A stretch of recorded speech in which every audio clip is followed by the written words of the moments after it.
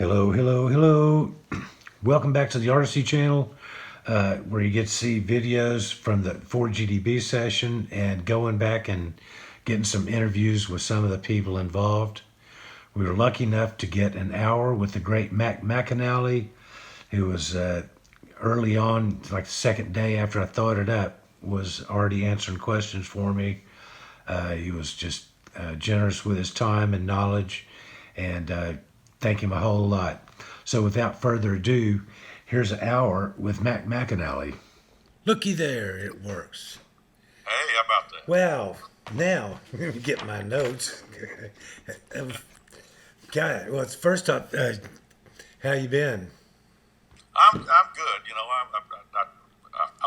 I almost feel guilty because I've got the musical equivalent of a tool shed in both my houses. I can work. I can record. I can make stuff up and cut a track and play all the parts. And if every once in a while somebody will call and I'll actually do some paying work and send an overdub somewhere and we've made a whole acoustic record on Jimmy, from just our houses. So Wow. I'm really blessed. I got so many friends that can't make a nickel any other way Yep, than trying to go apply at Home Depot or something. yep, yep. That's tough. Um, uh, well, let's go ahead and just plug everything that you've been doing. Since we did our last gig sometime maybe November of last year. It was, Gosh, might have been yes, that's right. October. Yeah. How Uh, many actual 24-hour days off have you taken since then? well, not a whole lot really. But what we do. We love what we do. So Yeah, I'd rather have some of it to do than not. yeah, But I was just starting work as we finished up. I was starting to work on a record of my own, and then Jimmy got real serious about finishing up his studio record, yeah, and so we worked on that, recorded that the beginning of this year before everything shut down, yeah, and we're working on and mixing that, and the release got delayed a little bit, so we had more time to finish it up. But yeah, we did most of that after things were isolated. yeah. We mixed it here where I'm sitting in the upstairs Wow.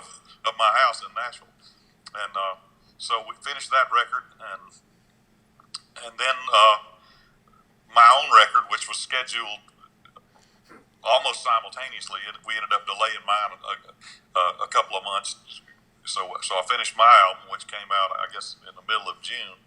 And by the time that was out, we had obviously the year canceled in show wise. But Yeah. but by the time that came out, Jimmy had been sitting in one place long enough that uh, he's like, we got to do something. And we started doing. He started it before me, but then I jumped in.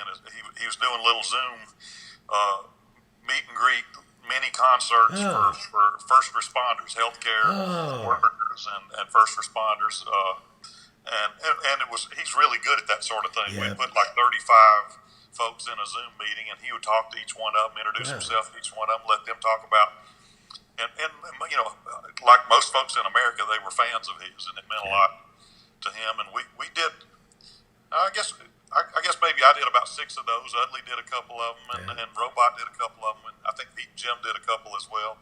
We're just about to start those back up again because I think we did 8 or 10 of them thinking that was all it was going to take, yeah, and yeah, the same folks that we did them for in the beginning.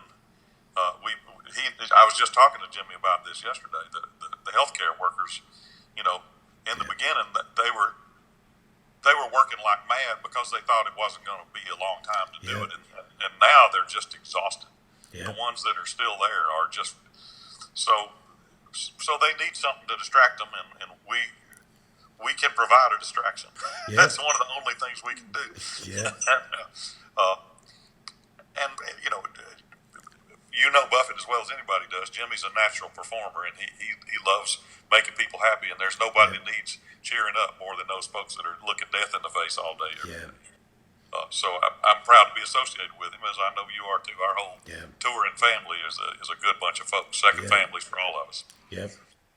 Yep. And remember back in God, it was probably April, May when at 7 o'clock people would come out on their balconies and beat on pots and clap and shoot, sound off horns and stuff in Absolutely. praise of Yeah. or support of the. Well, it's a few more months at least, 6, 7, 8. Oh yeah. Yeah. No, I'd say that's a safe bet. And particularly the level at which we tour, what the size of crowds that Yep. they deal with, it's going to be a while before people are speculating maybe third quarter of next year before that can really happen. I don't know. I don't want to sound like a pessimist, but that's what the smartest people I know are saying. So I'm just Yeah. quoting. Yeah. Well, it has to. A lot of it depends on. We get 40 to 50 stagehands every town we go to. A bunch of there's probably 10 security and catering Oh yeah, that we're exposed to every day. So until everybody's till that vaccine's around, and then 8 or 10 of us get on a bus in a exactly. smaller space than that room there. Yeah, and even the fancy band guys that get the flyer, we're still sitting in vans and we're on Yeah, top of one another all and day. most We're of all on us, top. yeah, most of us are at least in the over 65 group, if Yeah, not one or two other categories there's a of couple of others. Yeah, so. So you got a chance to see the interview on the couches I did with the band and all that yeah, a little and it's bit. I'm you gonna know, well, go ahead. well I'll just start the same way I kind of did with them. Go back a little further. When you grew first, the most important thing. When's the last time you hit a ball? Well, it would have been last Friday. Really? Yeah, yeah. Wow. I'm in a unique position in the. I've played so much golf at the Metro courses here in Nashville that they will. I'm one of kind of one group of guys that they will let go off before they open.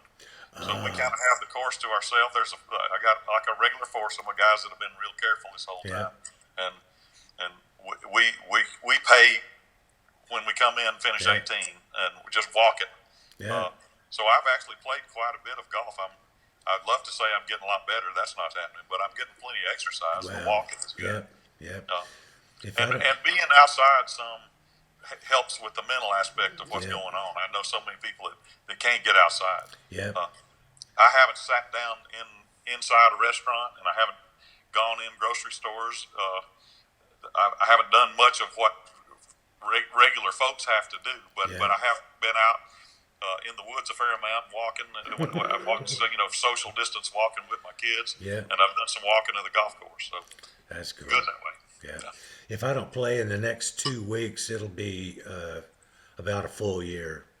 Wow. And I did touch the clubs, but it was because I had to move them to vacuum under it. That's as close as I got. I don't know if that counts as practice or not. Not But, really. Well, I don't know. I don't remember which, and I might have never asked you when you grew up in Mississippi, yep. basically.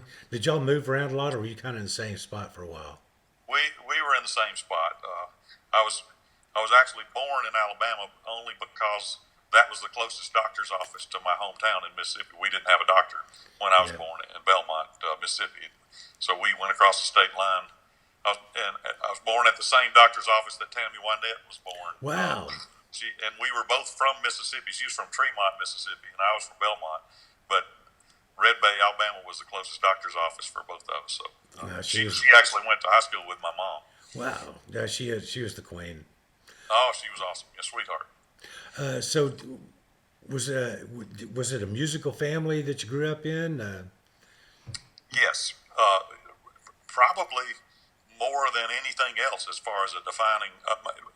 My dad, not so much as a player, he loved it. He took piano lessons and he played guitar, but he wasn't really talented. He just loved music more than anything. My Yeah. mom was a gospel piano player, played in church, and she was good enough that she played. She played for quite a few of the big quartets, like the Blackwood Brothers, the Spare Oh. Family, Oh. and back in those days, at least in our part of the country, I can't speak for any other part because that's the only place I ever went. But when those acts, the bigger gospel acts, would come across your part of the country, rather than carry an accompanist with them, they would have one that they trusted to go maybe 75 or 80 miles, play 2 or 3 church gigs, and my mom would do that. She would play. So she would essentially do a road gig that just went, maybe 100 miles at the most for across our part of the state, and then come back home and play. And she played 3 church services a week, played all day singings and weddings and funerals, and as far as I know, never charged a nickel to anybody in her whole life for it. She worked at the Wrangler factory; that was her job, and music was her hobby. She didn't ever fathom making a living at music, and even though that's what they wanted me to be, my parents wanted me to be a musician from the time I was born. That's what they said. Yeah, I'm one of the few musicians who is what his parents wanted for him to be. Wow. But I imagine that they would have envisioned maybe being a music minister at a Baptist church or something. Yeah. That would have been the only way, or a band director, a school teacher. My dad was a school teacher. Yeah. So one of those two things would have been the only way they could have imagined making a living, I think, probably at it. Yeah. What I ended up getting is I would say they're not around anymore, but they would be real tickled at the way life turned out. I get to play music all this whole time. I'm still at it all these years later. Yeah. So music was going on in the house, live music, pretty much from the time you're born on. I joke about it, Dan, but we were one of the last families in my hometown to get a television, and so the way we entertained ourselves was music, and our neighbors, 2 or 3 nights a week, our neighbors would come over, and they'd bring whatever instrument they had. I mean, it's not necessarily stuff that goes together. It might be a dulcimer and a saxophone, just literally the old joyful noise, biblical stuff. They'd bring over any kind of instrument, and people that couldn't play an instrument come over and sing. And my mom would play piano, and there'd be 20 people drinking coffee and smoking cigarettes and stomping their feet and singing in our living room 2 or 3 nights a week. And that was as long as I remember, from the time I was bouncing on somebody's knee. Yeah. So I think probably my sense of harmony comes from that, mostly gospel kind of stuff. Yeah. And at the point I was conscious of it, I learned all those songs early on, but at the point I was conscious of it, I was always trying to figure out an extra note. Like what's some note I could sing that ain't nobody else singing in here, And they were, the standard old SATB gospel, the soprano, alto, tenor, bass was all covered. So I was always trying to stick some kind of suspension in there or something, just so I could stand out a little bit. Yeah. And I think probably my sense of harmony and background comes from that, just trying to work a little extra something in there. What was the first instrument you picked up then? A pot and a spoon, or to play along? Well, I had a little toy guitar that there's pictures of me with, but I never learned anything on it really. Yeah. But the fact that my mom was a piano player, and she played. I don't know if you've ever read about shape notes, but that she played the old gospel shape notes, which is almost gone from the earth at this point in time. But what it really is there's a shape for do, re, mi, fa, sol, la, ti, do. Yeah. And I've still got some of her old songbooks that have the shapes. So you can, if you actually read music, you can read it just like it would play just like it is. But what is do, which would be C. If you're in C, C is do. Yeah. It would be a little triangle. It would be the 1 or the C. Yeah. So it's a very similar to our Nashville number charts. I'm probably getting deeper than you want to get at. No. But Nashville number charts, whatever key you're in is 1. Yeah. Yeah. 1, 4, 5 is C, F, G if you're in C. Yeah. Well, the shape notes, the old gospel shape notes are very much that way too. There's a shape for. So if you can open that sheet of music and play in any key just by looking at those shapes. That's the way she played. Yeah. But she thought of that as an inferior. She wanted me to learn old school classical, so she sent me to what I considered boring piano lessons. Yeah. When I started in like the 4th grade, and I negotiated the guitar because A, we didn't have air conditioning, and B, you can take a guitar to the lake. Yeah. You know. Yeah. So I negotiated the guitars at about 11 or 12 years old, Yeah. and I was started playing honky tonks underage at 13. Wow. As a piano player, I was still better on piano at that time than guitar. But Man.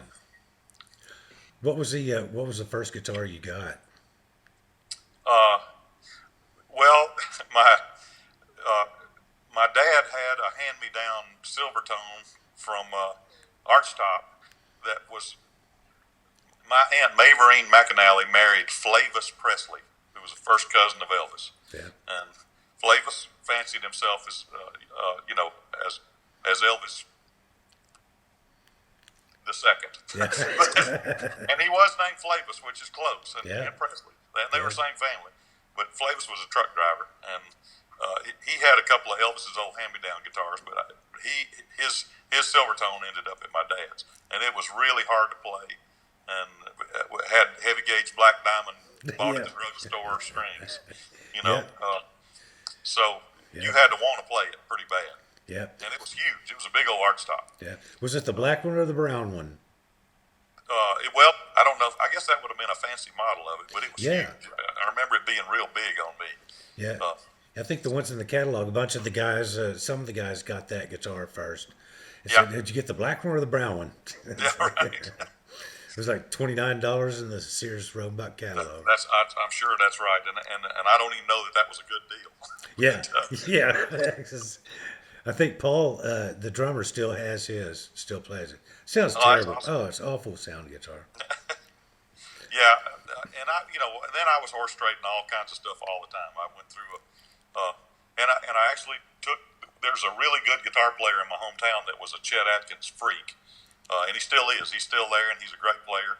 And my dad and his dad were friends, and I took lessons for somewhere around 6 months from him. His name's Mickey Campbell. It's great Chet style finger picker. He had the Gretsch Country Gentleman, and he taught on a little Gibson B25 that he had electric strings on, so you could play it real fast and a long time, and it wouldn't bother you know. But I traded up a Norman. I had several of those Yamahas that were. You remember the model number was the retail price of all those Yamahas. Yeah. The 140 was a 140, and the 185 was higher. 360 was top of the line, I think, and I never even saw one of those till way later. Yeah. So the first song you actually played in public, like not in the house, but out in front of people, you remember what it was or what instrument? Probably piano and. Well, my dad bought the laundromat in my hometown out of receivership, and one of my jobs was to go there and pull all the giant chunks of lint out of the bottom of those commercial dryers. Lint would collect and make something that looked sort of like a square pillow, except 3 times bigger than a king size pillow. It'd just be, and I used to have to go pull those things out of the dryer, and we would just take them out in the back alley and burn them.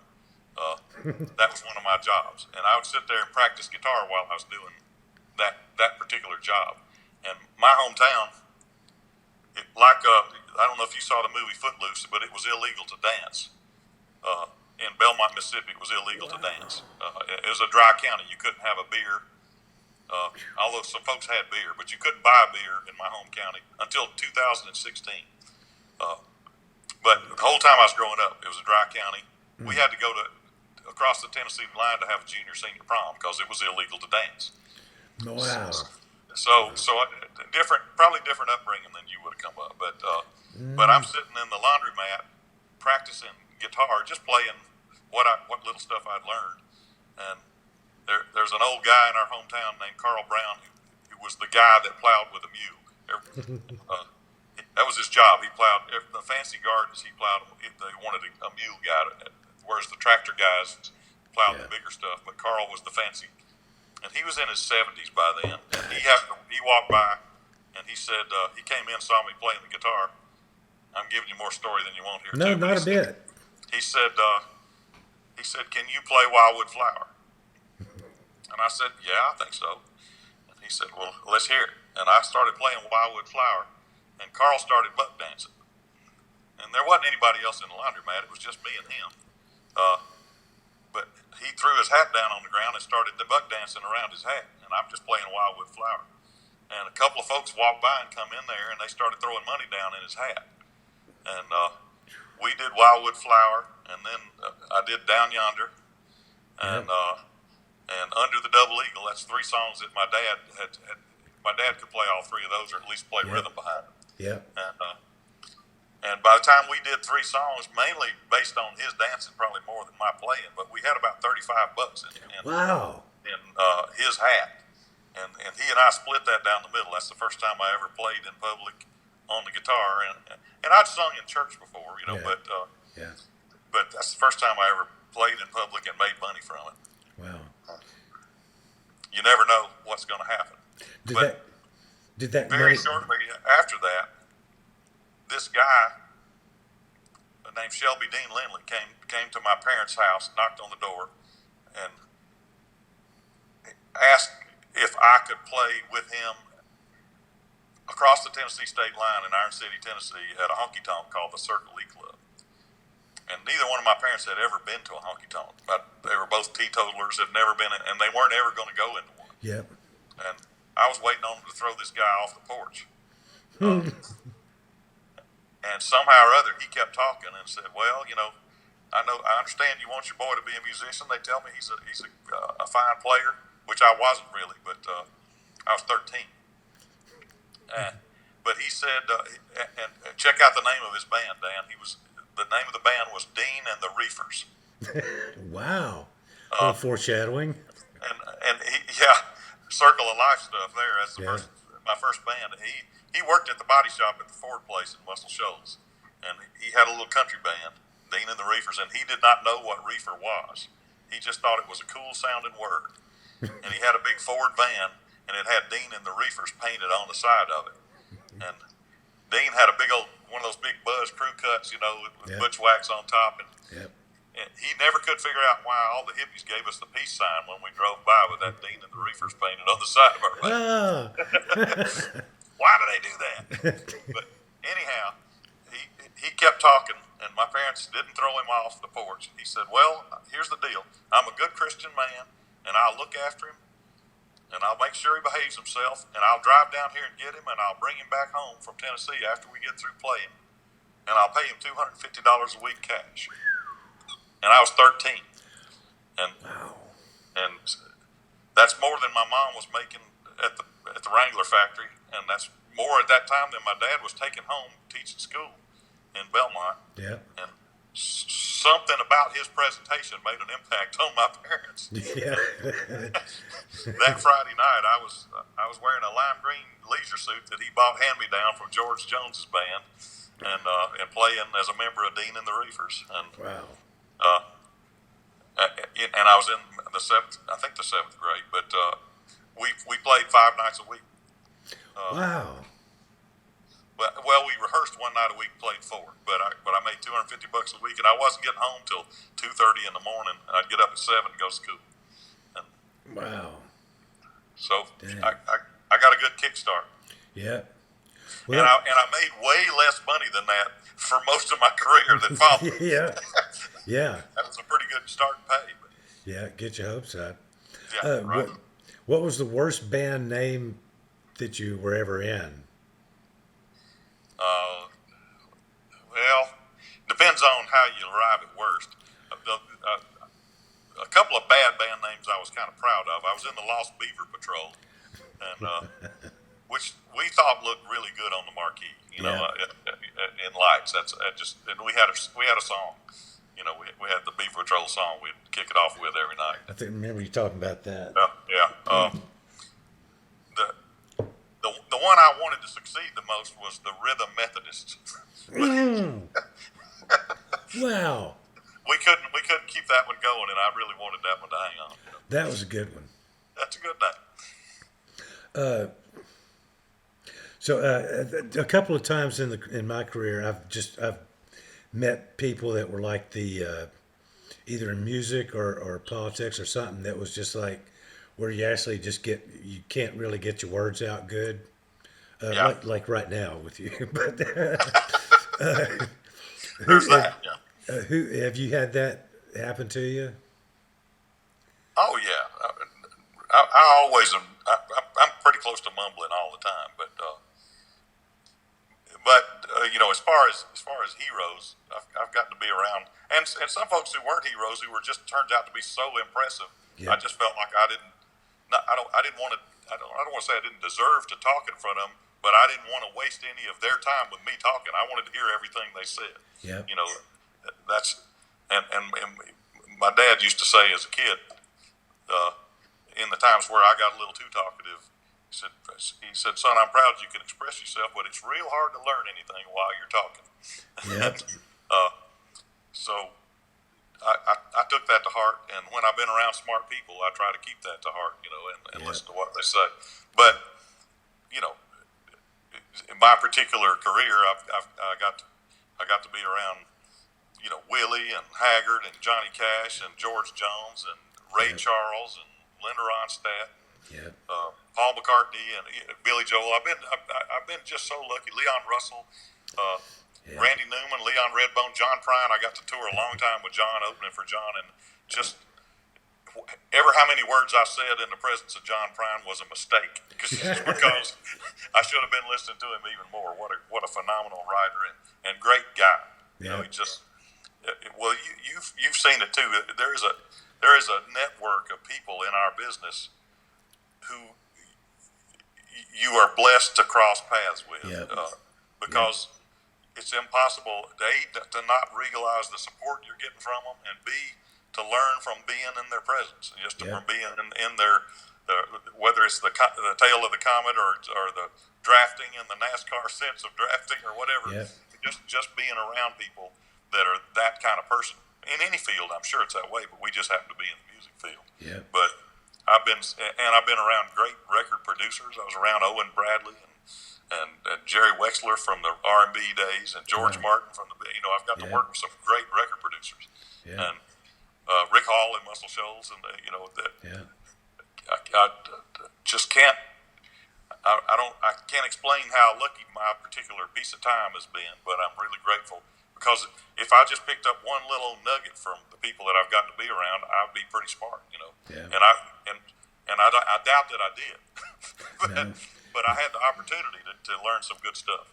Yeah, and you were very free in passing it along to me, because within the first 24 hours of me coming up with that with the 4GDB idea, you were the next after I think I might have got 3 or 4 of the band to say, "Oh, we'll think about it." I thought, okay, maybe I better start finding out what this is about.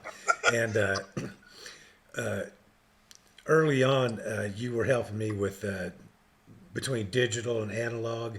And if I did go analog, there's the speed you spin the tape matters a lot. Oh, sure, absolutely does. I mean, I was on several levels. I knew what good music sounded like, but in being a guitar tech kind of for 38 years now, you kind of get to be a bit of a psychologist too, because you got to read your guy, and a lot of times that's more important than what you know about guitars. Oh, I feel the same way, Dan. I honestly, I know that Jimmy likes to have me around, but I think it's more because I'm a rabbit's foot sort of deal than because I'm a particularly, he feels a little more confident about what we're doing if I'm there. But he's one of the better solo performers that's ever been. He doesn't really need any of us, but we all make him better when the way we've got it put together. Yeah. Let's see here. There'll be a pause here while I read my notes. That's all right. I'm just impressed with you reading without glasses. That's because it's real big and right in front of me. I wrote it in Sharpie, and I still... but I squeezed so much on there. Oh, let's go back to our families. We both have a grandma that we had something in common with. All right. And it was George Blanda. George Blanda. Your grandma was a big hero, a fan of his, and absolutely, and one of mine was too. We played for the Oilers, but yours went way back to When he played at Kentucky, actually. Oh yeah, for Bear Bryant. He, Yeah, wow. before Bear Bryant went to A&M, Yeah. he played for Bear at Kentucky, and Blanda's still got a couple of records in the books too. Yeah. Yeah. Most field goals by a quarterback, at least. For sure. And he was the oldest starting quarterback for. Yep. He may still be. I don't know. Tarkenton got on up there too. I don't remember. I think Blanda might have had him, and God, and the Heidi game would have been such a classic to be able to see. God, anyway, once Houston traded him, it was like, oh, why? Yeah. Yeah. Well, I was watching the Heidi game with my grandmother. Wow. Yeah. And And we saw the beginning of Heidi. God, oh man. That's why it's the Heidi game. Yep. Yep. So this, I'd kind of settled on at one point then, just doing it in one room with everybody playing. Didn't realize at the time how much of an issue it was going to be that even the snare mic was going to hear every guitar. Yeah. And so that if you want to try to fix something, Yeah. you best just start over. It's a band fix. It's Yeah, not, there's not a bunch. there really ain't no fixing. But still, it gets now. Apparently, that's way back in the old days. That's how you made records, right? Absolutely. Not even that long ago. You know, it's Yeah. and I was talking to George Massenberg about like the records from the 30s and 40s. There wasn't even playback. The producer was really the only person. The producer and the engineer were the only people that really heard the take in the control room because you couldn't play it back until it was cut on an acetate, and then so the guy that said that's the take, you better by golly trust that guy. Wow. Because the people who played it didn't hear it again until it was a record. Dang. That's and then it's released at that point. So the whole working on it for 11 years, like Don Henley did later on, and Bob Seger did on a couple of records, that we've evolved, or I don't want to say necessarily evolved. Some of it might have Devolved. gone the other direction. Yeah.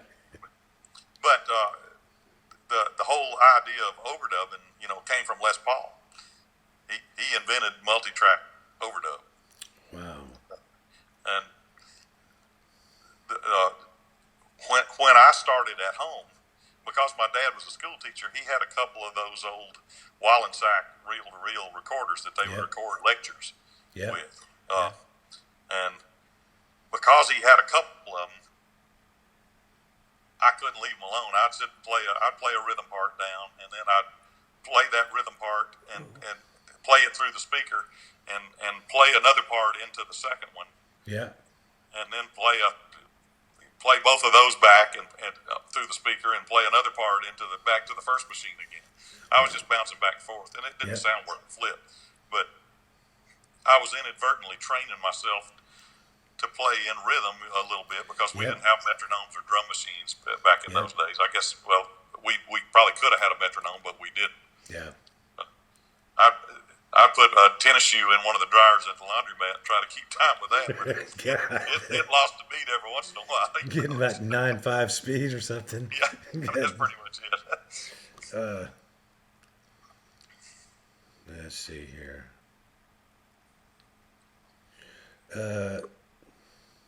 Well, let's go ahead on and get kind of serious then.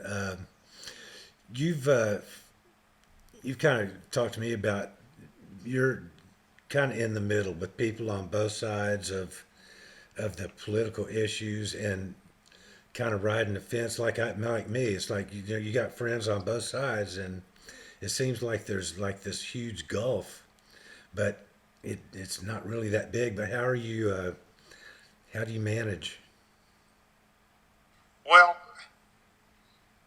I was raised to find what's good about everybody that I run across, and I've got I've got really good friends that are on both sides of politics, uh, and I do a pretty good job of finding what's good about them. Even there's as time passes, there's sort of a pendulum going back and forth where certain side gets power and the other side gets more aggravated, and then they get power again, and they got all the built up aggravation from when they didn't have power, and they take it out while they do have power, and that's not the nature of one side or the other. That's human nature. Yeah.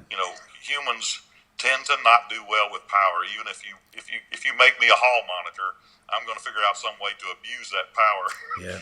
Yeah. and I'm not saying just me. I'm saying it's part of human nature. We just it's a rare person that really handles authority and power with dignity. And I have to. Like I said, I got friends on both sides. I have the things that I believe, but I don't really proselytize. I don't try to make anybody agree with me on everything. I just try to figure out what's likable about everybody and try to like that. And if I see my whole goal in life is sort of to figure out some way to enjoy it in a way that's not at the expense of somebody else, and maybe leave it a little better than I found it. And I haven't always gotten in the ballpark of that, but it's a nice thing to wake up thinking about every morning to try to do. Yeah. And, I've got folks that I couldn't disagree with more that I happen to know are really good people in other ways, and I just try to dwell on that. I learned, because I was around church so much growing up. My mom would play for these all-day singings, and the Baptists had this thing called association, sort of like a preaching competition, like a marathon. Yeah. We'd be there all day and into the evening. It'd be 9 or 10 sermons, just back to back, which for a 6 or 7 year old boy is kind of water torture. But because I was sitting there and next to the piano bench, my mom would play a hymn, at the beginning and the end of every one of those sermons. And about twice a day, I'd get a piece of fried chicken. So it wasn't all bad. Right. But during the course of that, listening to all these guys preach, what I got from it, what I learned from it, is that people learn things better if you get them up to the point that a conclusion can be drawn and let them draw it. Yep. If you tell somebody how they're supposed to live, that ain't gonna work. Yep. But if you tell them a story or an allegory or whatever to why this might be a good thing, and let them close the deal, let them make the conclusion, then that's a way they can go forward and remember it as something that they arrived at. Yep. And that's part of how I try to write songs. Yep. That's part of how I try to carry myself as a musician and as a human being. And whether you're, I hesitate. I actually wouldn't be a member of one of our two-party system, but I'm glad that it's a two-party system. I want it to be a two-party system because I perceive continual arrogance on both sides of our two-party system to think that they would be better off without the whole other side. Yeah. Because it's too close to 50-50. We United States guys, I don't say we have to stick together against the rest of the world. We're part of the rest of the world, but we're better united than we are halved out. So anyway, and out of that 50-50 split, you can probably take that whole bunch and take about 70% out of the middle, and just about agree on everything. It's though and it's a shame. I'm hoping maybe with the New Deal now, they could just take one of all this. There's 4 years worth of stuff that 80-90% of it was. Oh, yeah, that's a great idea. Yeah. Everybody, let's get that done. In case this goes out to some of our political friends, there's plenty we agree on. Let's get that out. Let's get that done. Quit hanging it up. But once again, because of all the church stuff when I was growing up, it was pretty much all Protestant denominations in North Mississippi where I grew up. We didn't have a Catholic church. And if you take the Southern Baptists and the Methodists and the Church of Christ and the Presbyterians, their doctrine, they're 98% identical. Yep. But in order to get folks to come to your church as opposed to one of theirs, you got to dwell on that too. You got to dwell on that 2%. Yeah. You got to drive that home, and you have to make that 2% a bigger deal than it really is. Yeah. In order to compete for that butt in the seat, as we talk about in show business, or that dollar in the plate, as they talk about in finance. Yeah. You have to talk about the 2% over and over again, and that's what the two-party system does too. Yeah. They really would agree on most stuff, and they're really it's more like team sports. They're just sort of trying to get the ball. Yeah. And I understand it, but I don't have to enjoy that part of it. Yeah.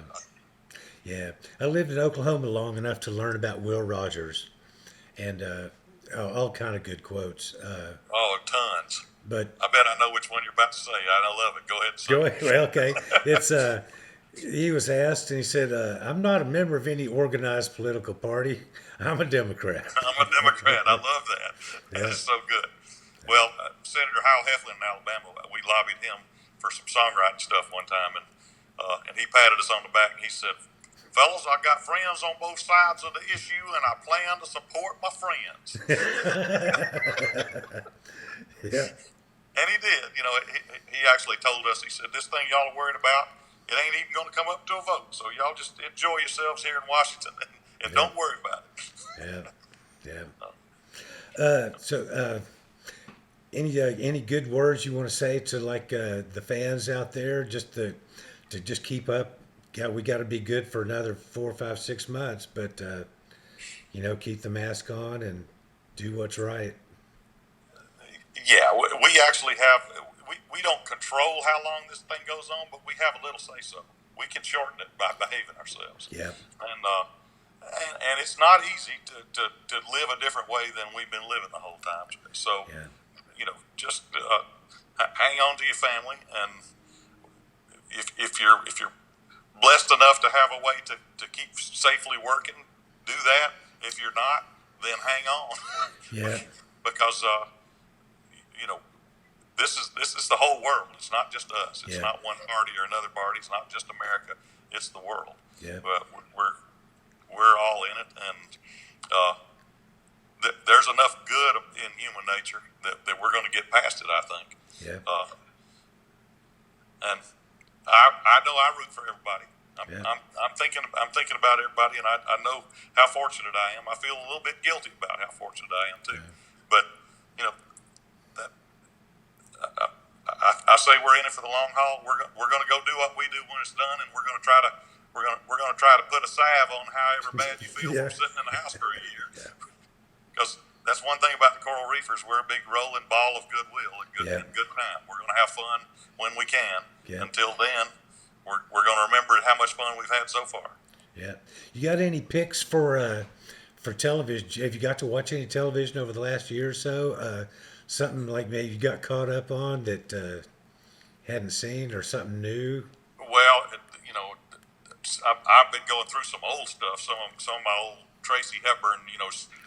Some of those movies, the writing is so good and the dialogue is so good in those things. Yeah. Like Desk Set, and I watched the Cary Grant the other day, the My Girl Friday. Some of that old movie writing. But we watched Queen's Gambit on the recommendation of my kids. That's outstanding. Oh, really? It's new. Yeah, that's worth watching. It's about chess. Yeah. But, Yeah. Really, really good. I watched The Masters. I bet you did too. Yeah. Wow. In November. Yeah, with no azaleas. Yeah, And we got to that's see right. the whole thing, actually, because we're usually Always in Austin upstairs watching at the, in the catering room. When That's right. At rehearsal. That's exactly right. It was strange. I fell into the Amy Schumer Learns to Cook. Did you ever get to see any of those? No, I'll have to check that out. Oh my God! It's at TBS. She's I believe. hilarious. Yeah, and so her husband is a chef, Oh, and really? he has his personality is just the perfect foil for hers. It's like it's amazing. They're dynamic, and she's just merciless on him, and Yeah. it just seems to roll off his back. But it turns out he's got some peculiar form of autism that may actually help that or something. I don't know. But Well, it's good that they was found one another then. that was a good one. And then watching the Emmys, this Schitt's Creek with Oh yeah, Eugene. it's awesome. Did you get to see any of those? Yeah, I haven't made through the whole series yet, but it's awesome. Oh It's God! that cast is perfect. By season 3, I was ready to, except for one or two characters, just punch them. It's like, dang, you're just ignorant. And then by Right. season 5 or 6, I would have done homicide. And then at the very end, I won't spoil it for you, but you get, Something happens at the very end. yeah. I'm not saying what, but Yeah, nobody dies that I remember. yeah, that's But, good. I'm getting caught up on all kind of just old stuff too. The Monty Python and Oh yeah. God, Marx Brothers actually holds up really well for writing. Oh, No, that stuff holds up great. and delivery. Of course, they wrote that in vaudeville and rehearsed it, for years and years. But I watched a movie on a buddy's recommendation last week called The Sapphires. It's haven't it's seen it. it's a based on a true story, but it's a group of Aboriginal Australian sisters that had a little singing group that this Brit guy heard them sing, and it was during the late '60s, early '70s, and they got a gig going to play for the U.S. troops in Vietnam, Oh, and actually they had a little career run, but it's just a sweet, really well done film called The Sapphires, yeah, worth checking out. yeah. And then Drunk History on a comedy Oh show yeah. is amazing. That's some good. Oh, it's awesome. Erin, my oldest daughter, one of her good friends filmed a bunch of that, shot Oh, did DP on a bunch of that. So we've been watching that stuff since they started. That's awesome. yeah, yeah.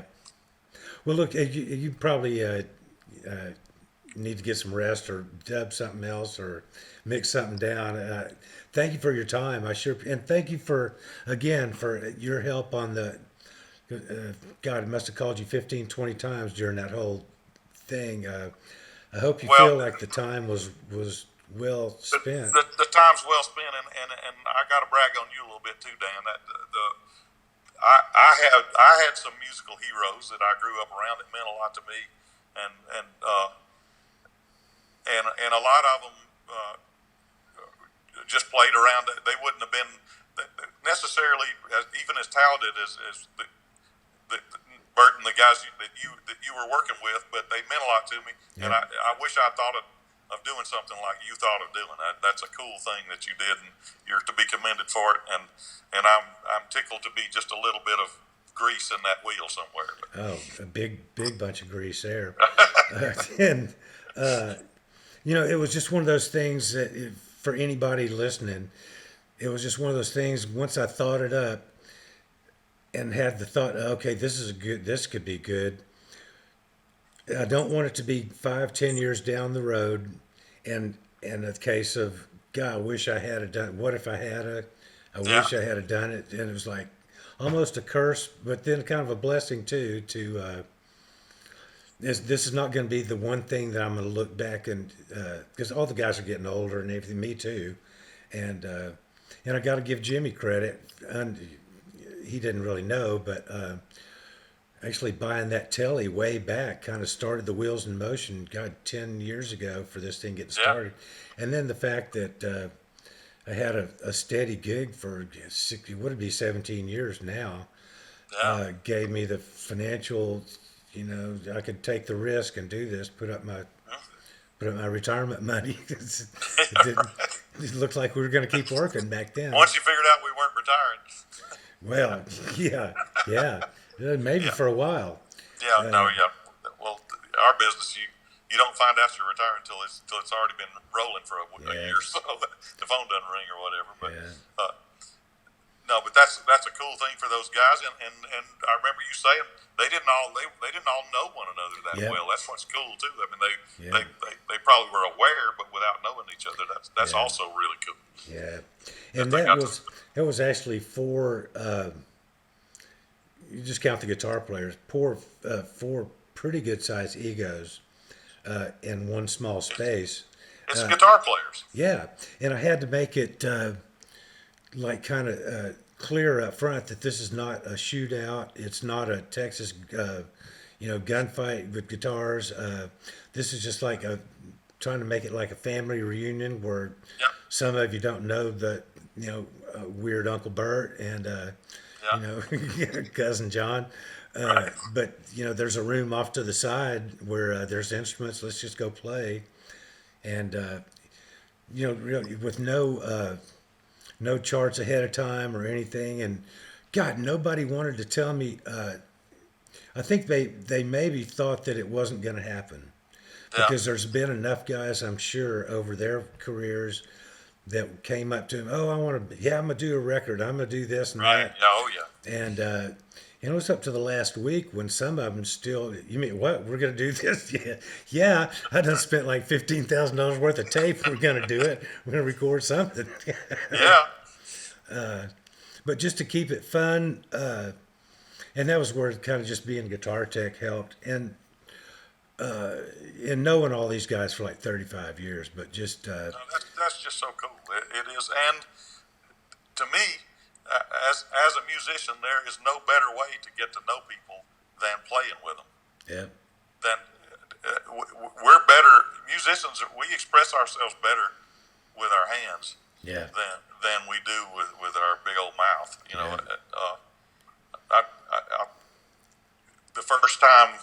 The first time Ricky Skaggs hired me to play, and I'm a fan of Ricky's, and I know him. We'll be lifelong friends now. But the first time I met him, he had heard something I played on, and he hired me to play on a Dolly Parton record. And I'm in there, and it's the first time we met. He said, well, we're going to put up some mics and get a sound you can tune up. I brought 3 or 4 guitars, I think maybe 5 or 6 guitars. But he said, just sit there and we'll play a little bit, and we'll get a sound up.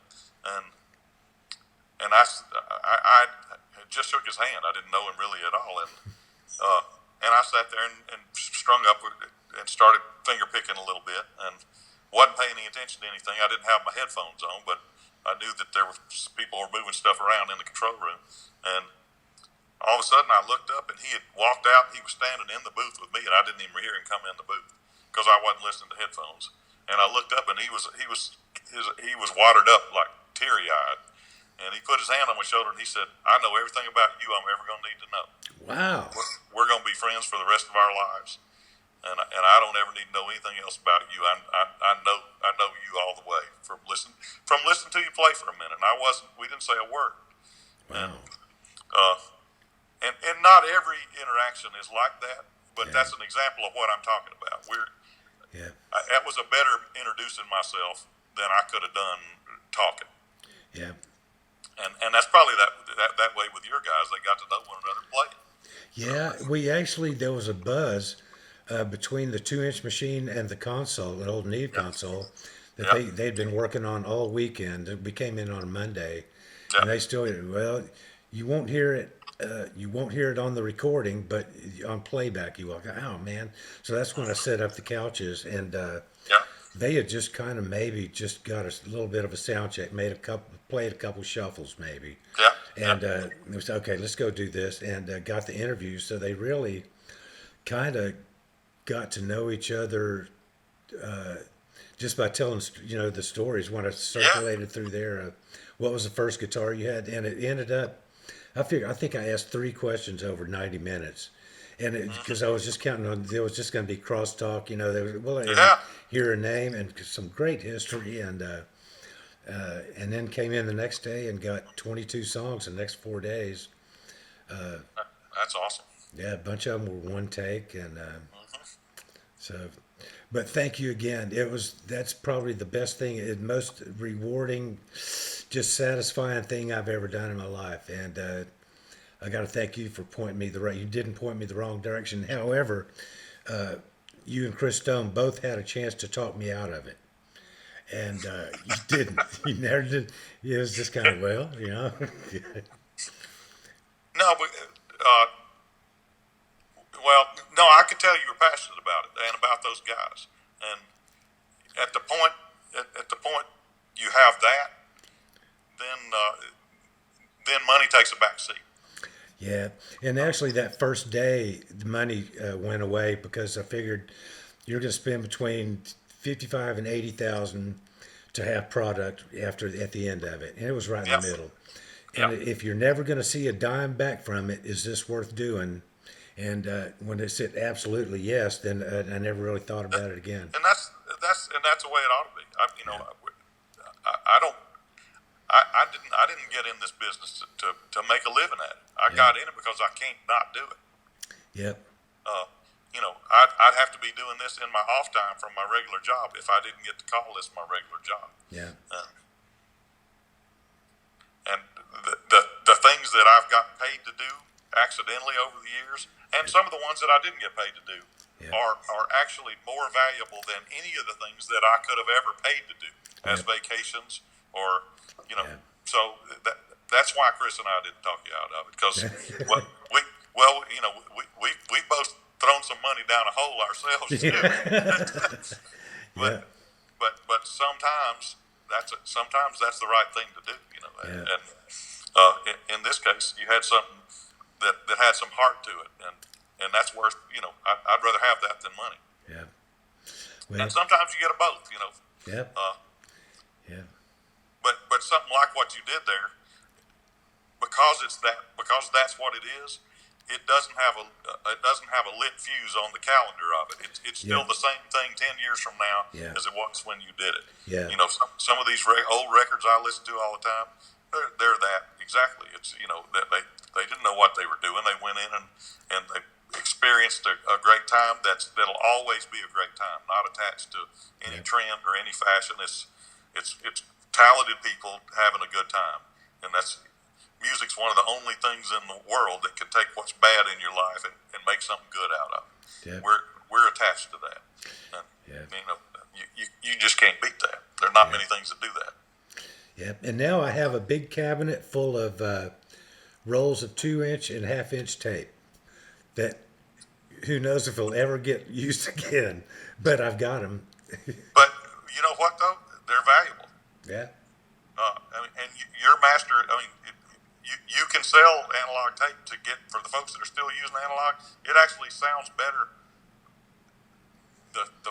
Like the second through the 10th time that it rolls, it sounds better every time. We're always cutting on new tape, but the second time you go over it is the best magnetic alignment that it ever is, and Really? So that is a sellable thing. I'm not saying you want to sell those masters, but there's people who will buy one pass tape because the second, third pass are really the optimal of it. It sort of takes one pass to get everything aligned right.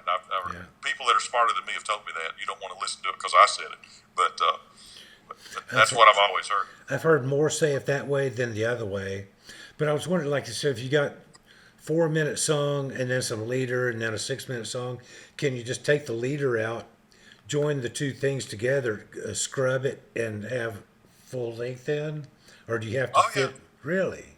Yeah, you can splice it back together and sell it as used 2-inch.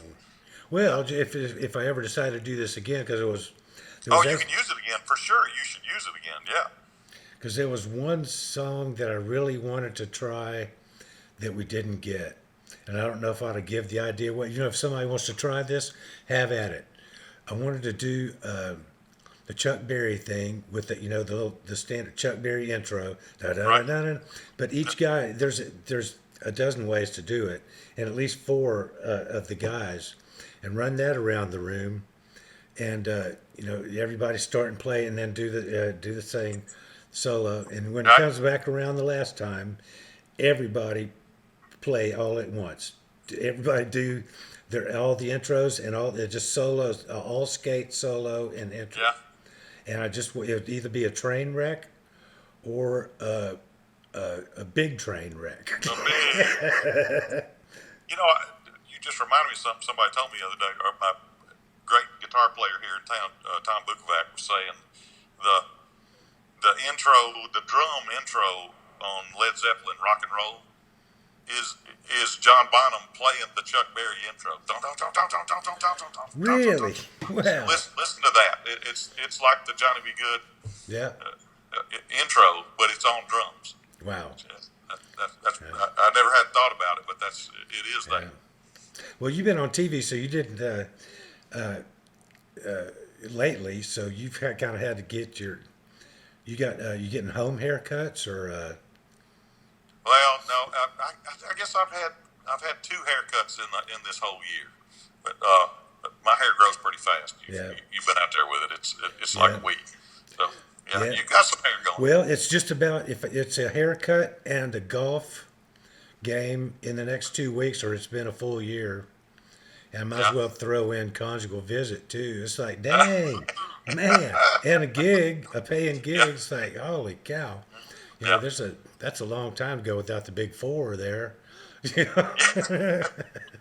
That's a fact. It's a good thing there's still food available. Yeah, and I've been cooking a lot, so. Yeah, Matt, me too. I keep hanging you up. Thank you, buddy. I appreciate it. Appreciate it, man. Miss you, and we'll swing again pretty soon. Yeah, we will. All right, brother. Take care. Have a good one. All right, you too. Bye.